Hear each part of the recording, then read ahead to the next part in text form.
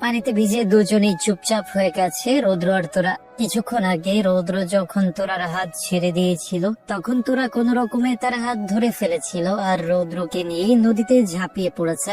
গাড়ির ভেতরে এখন দুজনেই চুপচাপ। তোরা এক মনে জানলা দিয়ে বাইরে তাকিয়ে আছে আর রৌদ্র এক মনে গাড়ি চালাচ্ছে, চোখ পথের ওপর, কিন্তু মন এখনো নদী আর তোরার সঙ্গে আটকে। নিস্তব্ধতা এমন যেন শব্দের কোনো দরকার নেই, শুধু মুহূর্তের ভার আর অনুভূতি রৌদ্রের মনের মধ্যেই ঘুরপাক খাচ্ছে।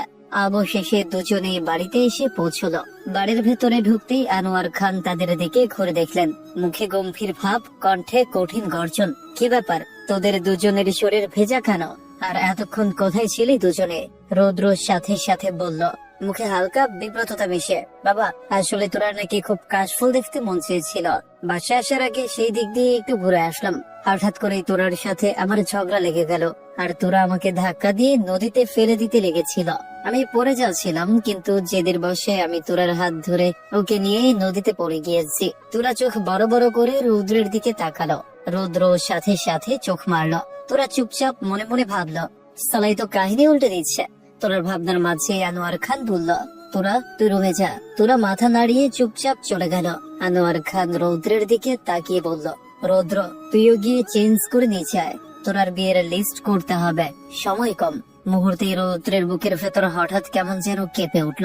তোরার বিয়ের কথা শব্দগুলো যেন তার কানে বাজলো। তার মনটা হঠাৎ অস্থির হয়ে উঠল। যে চুম্বক তাকে টানছে সেই চুম্বক অন্য কারো হাতে চলে যাচ্ছে চোখের সামনে। এক অদ্ভুত শূন্যতা। রাতের বেলা খান বাড়িতে সকল আত্মীয় স্বজন আসা শুরু করবেই না কেন? পরশুদিন তোর গায়ে হলুদ। খান বাড়ি যেন এক মুহূর্তে উৎসবের আলো আর ধুলোর মিশ্রণে ভরে উঠল। হল রুমে সকলের আড্ডা, হাসি, খুশি আর মজা সবই জমে উঠেছে। কিন্তু এত আনন্দের মাঝেও রৌদ্রের মনে শান্তি নেই। যখন থেকে সে বুঝতে পেরেছে তোরার বিয়ে হয়ে যাচ্ছে তখন থেকেই তার বুকের ভেতর অদ্ভুত অস্থিরতা ভর করেছে। যেন কিছু হারিয়ে যাচ্ছে, কিছু চুরি হয়ে যাচ্ছে। এক অজানা শূন্যতার অনুভূতি তাকে বারবার কাঁপিয়ে তুলছে। পাগলের মতো দেয়ালে একের পর এক ঘষে দিচ্ছে রৌদ্র। সে কোনোভাবে এই বিয়ে মানতে পারছে না। তার হাতের শক্তি, ঘুষের আঘাত, সবের রাগ আর বেদনার মিশ্রণে কেঁপে উঠছে। নিজের মন শুধু বলছে তোরাকে তুই করে নে, কারণ তুই তোরার প্রতি আঁকড়ে গিয়েছিস। রৌদ্রের চোখে লাল, বুকের ভেতর এক অদ্ভুত শূন্যতা যা তাকে কোনোভাবে শান্ত হতে দিচ্ছে না। কিছুক্ষণ ঘুষি দিয়ে রৌদ্র হাঁপাতে হাঁপাতে মাথার চুল পেছনে ঠেলে দিয়ে বলল, তোরা পাখি, তুমি আমাকে টেনে অন্য জন্মের গায়ে লেগে যেতে চাও? তা আমি হতে দিব না। আমি নিজের অনুভূতির সাথে আর লড়তে চাই না। আমার যা বোঝার বোঝা হয়ে গেছে। আমার তোকে চাই মানে চাই। আর আমি বলেছিলাম আমাকে টানিস না। যদি টানিস তাহলে তুই বিপদে পড়বি। এখন তোর সময় শেষ। তোর বিয়ে হবে, গায়ে হলুদ হবে, তুই কবুল বলবি আর সেই কাজগুলোই তুই আমার নামে করবি। দিস ইজ ফাইনাল, তোরা ইউ আর মাইন। রৌদ্রের চোখে আগুন, কণ্ঠে কম্পন, বুকের ভেতর উত্তেজনা আর প্রেমের ঝড় সব মিলেমিশে এক অদ্ভুত উত্তাপ তৈরি করছে। তোরার নাম উচ্চারিত হওয়া মাত্রই যেন সময় থমকে গেছে আর রৌদ্রের মন শুধু এই এক শব্দেই আটকে আছে। সন্ধ্যার দিকে ছাদে গায়ে হলুদ শুরু হয়। তোরাকে পার্লার থেকে সাজিয়ে একদম পরীর মতো বানিয়ে ফেলেছে। সোনালি আলোয় তোরার মুখটা যেন আলোকিত হয়ে উঠেছে। সবাই একে একে তোরার গায়ে হলুদ দিচ্ছে, হাসি আনন্দে চারদিক মুখরিত। কিন্তু এই উৎসবের মাঝে হঠাৎ সবাই খেয়াল করলো রৌদ্র কোথাও নেই। এতজনের ভিড়ে তার দেখা নেই। আয়ান ফোন দিল, কিন্তু ফোন বন্ধ। আনোয়ার খান কপালে ভাঁজ ফেলে বলল, রৌদ্র আবার কোথায় গেল? সে কি হলুদ লাগাবে না? আরফা মাঝখান থেকে বলল, আমি রৌদ্র ভাইয়াকে গাড়ি নিয়ে বের হতে দেখেছি। মুহূর্তেই সবাই চিন্তায় পড়ে গেল, গাড়ি নিয়ে আবার কোথায় গেল সে? হলুদ অনুষ্ঠানে হাসি যেন থেমে গেল। চারপাশে এক অজানা দুশ্চিন্তার ছায়া। ঠিক তখনই কারো কণ্ঠ ভেসে এলো ছাদের দিক থেকে জোরে, আত্মবিশ্বাসী ভরা কণ্ঠে, হয়েছে, আমার জন্য আর চিন্তা করতে হবে না, আমি এসে গেছি। সবার চোখ গেল ছাদের দরজার দিকে, যেখানে রুদ্র দাঁড়িয়ে আছে, হাত দুটো পেছনে, মনে হচ্ছে পেছনে কিছু এনেছে। রুদ্র এগোতে এগোতে তোরার উদ্দেশ্যে বলল, আমি একটা কাজে গিয়েছিলাম, আমার কি উঠবো না, মানে তোরার জন্য গিফট আনতে। সকলে অবাক চোখে তাকালো রৌদ্রের দিকে। রৌদ্র তোরার কাছে এসে পেছন থেকে কিছু একটা বের করে তোরার সামনে দিয়ে বলল, কংগ্রাচুলেশন তোরা, আমার তরফ থেকে তোর এই ছোট গিফট, তুই কি গ্রহণ করবি? তোরার সাথে সাথে খুশি হয়ে গিফটটা নিয়ে বলল, ধন্যবাদ ভাইয়া। সকলেই জোরে তালি দিতে থাকলো। রৌদ্র সামান্য হলুদ হাতে নিয়ে তোরার মুখে লাগিয়ে দিল।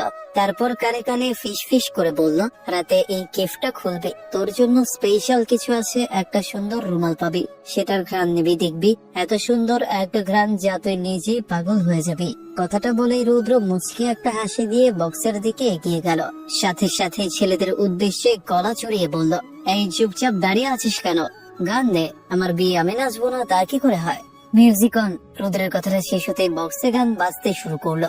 মুহূর্তেই ছেলেরা যেন পাগল হয়ে গেল। কেউ হাত উঁচু করে, কেউ ব্যাঙের মতো লাফাতে লাফাতে নাচতে শুরু করলো।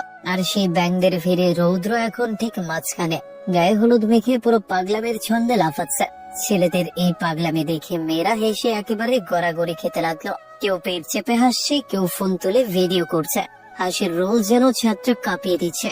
কিন্তু সে আনন্দের মাঝেও এক কোণে চুপচাপ দাঁড়িয়ে আছে আরিশা। ওর চোখ কোথাও হারিয়ে গেছে। আরিশাকে এইভাবে নিশ্চুপ দাঁড়িয়ে থাকতে দেখে আরফা এগিয়ে এলো। একটু অবাক হয়ে বলল, কি হয়েছে, তুই চুপ কেন রে? একটু আগে তো কত চিল্লাচিল্লি করছিলি, হঠাৎ সাউন্ড চুপ হলো কেন রে? আরিশা ধীরে ধীরে বলল, চিন্তায় ডুবে যাওয়া গলায়। তুই কিছু শুনেছিস? আরফা ভ্রু কুঁচকে বলল, কি শুনবো? আরিশা গলায় হালকা সন্দেহ আর বিভ্রান্তি নিয়ে বলল, আরে রৌদ্র ভাইয়া তখন কি বলল, আমার বিয়ে আমি নাচবো না তা কি করে হয়? কিন্তু বিয়েটা তো রৌদ্র ভাইয়ার না তুরার, তাহলে ভাইয়া এই কথা কেন বললো? আরিশার কথায় সাথে সাথে আরফার মুখ থমকে গেল এক মুহূর্তে। ওর চোখে যেন এক ঝলকে সবকিছু ফিরে এলো রৌদ্রের সেই কথা, তার দৃষ্টিটা, হাসিটা। তারপরে ওর মুখে ধীরে ধীরে একটা ফিক করে হাসি ফুটলো। আরে ভাইয়া হয়তো মজা করে বলেছে, তুই শুধু শুধু এটা নিয়ে ভাবছিস। চল এখন তোরার ওইখানে যাই না, সবাই আনন্দে মেতে উঠেছে।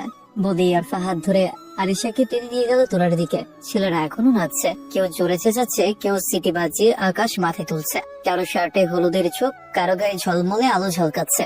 ছাদের বাতাসে এখন হাসির শব্দ, গানের তালে মাটির হালকা কম্পন, আর তার মাঝখানে তোরা, গায়ে শুধু ফুলের মালা, গালে হলুদের ছোঁয়া, ঠোঁটে একরাশ লাজুক হাসে। পুরো ছাদটা যেন এক মুহূর্তে আনন্দে রঙিন হয়ে উঠল। কিন্তু কোথাও এক কোণে বাতাসের সাথে মিলিয়ে গেল একটুখানি অজানা অস্থিরতা, যা শুধু রৌদ্রের মনেই ভেসে উঠছে। সবার আনন্দে নাচার মধ্যে রৌদ্রের চোখে যেন কেবল একটাই দৃশ্য, তোরার মুখ। চারপাশের হাসি, গান, আলো সব মিলেমিশে যেন তোরাকে মিশে আছে। গায়ের হলুদের আলোয় তোরার মুখটা একদম পরীর মতো লাগছে। চোখ নিচু, ঠোঁটে হালকা লাজুক হাসি, গালে একটু হলুদের ছোঁয়া, আর সেই নিঃশব্দ সৌন্দর্য যেন রৌদ্রের বুকের ভেতর তোলপাড় করে দিচ্ছে। রৌদ্র গভীর দৃষ্টিতে তাকিয়ে মনে মনে বলল, পাখি, এইভাবে লজ্জা পাস না, না হলে আমি আরো শেষ হয়ে যাব। আর মাত্র কিছুক্ষণ, তারপর তুই শুধুই আমার, একদম আমার নামে দখল করে ফেলবো। তুই শুধুই রৌদ্রের। রৌদ্রের ঠোঁটে তৃপ্তির হাসি খেলে গেল। চারপাশে যতই হইচই হোক, রৌদ্রের মন এখন এক অদ্ভুত নিঃসুপ আগুনে পড়ছে, যে আগুনে তোরাকে নিজের করে নেওয়া জেদ আর অধিকার সব একসাথে চলে উঠেছে। অনুষ্ঠান শেষ হতে হতে রাত 1টা বেজে গেল। পুরো খানবাড়ি যেন ক্লান্তির ভারে ঢলে পড়েছে। গান, হাসি, চেঁচামেচি, হইচই সব মিলিয়ে এখন কেবল নরম নিস্তব্ধতা। একে একে সবাই নিজেদের ঘরে চলে গেছে। আলোগুলো ম্লান হয়ে এসেছে। তোরাও হেলতে দুলতে নিজের রুমে ঢুকে দরজা বন্ধ করে দিল।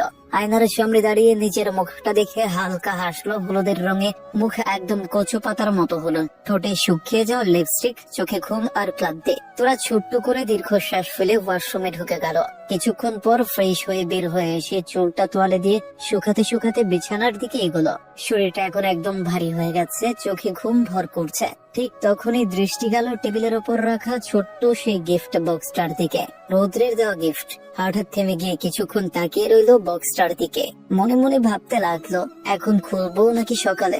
সকালে হয়তো মনে থাকবে না, কিন্তু এখন নিজের সঙ্গে নিজে এই দুইটানার মধ্যে শেষমেশ তোরা মুচকে হেসে গিফটটা হাতে তুলে নিয়ে বলল, সকালে হয়তো আরো মনে থাকবে না।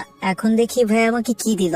তোরার কণ্ঠে ছিল কৌতূহল, চোখে হালকা উচ্ছ্বাস, কোথাও যেন অজানা এক শিহরণ, যেন কিছু একটা ঘটতে যাচ্ছে, যা হয়তো তার রাতটাকে বদলে দিবে। তোরা হাসি মুখে গিফটটা হাতে নিয়ে এক এক করে র্যাপিং পেপার গুলো খুলতে লাগলো। প্রতিটা স্তর খোলার সাথে সাথে ওর বুকের ধুকপুকানি কেমন জানি বেড়ে যাচ্ছে। ও নিজেও জানে না এই গিফটটা খোলা মানে শুধু একটা বাক্স খোলা না, বরং নিজের জীবনকে পাল্টে দেওয়া। তোরা কাগজের শেষ টুকরাটা সরিয়ে যখন বক্সটা খুললো, ঠিক সেই মুহূর্তে ওর চোখ বড় বড় হয়ে গেল।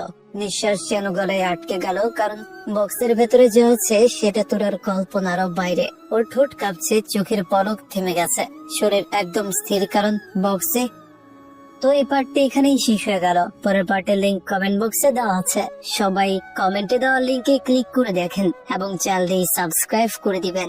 ধন্যবাদ সবাইকে, সবাই ভালো থাকবেন।